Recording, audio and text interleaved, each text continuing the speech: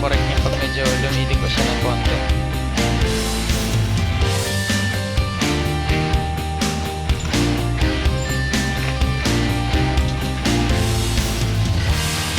Kino-correct niya, no? Pagka lumiko siya ng konti.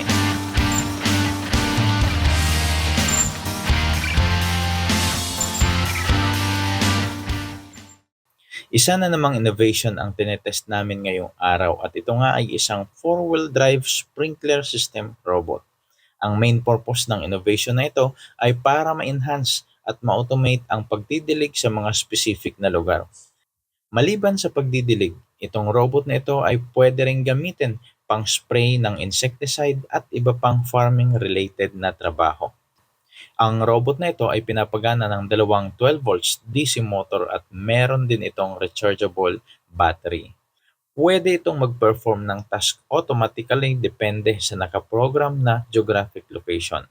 Meron din itong remote controlled functionality para sa easy control at flexibility.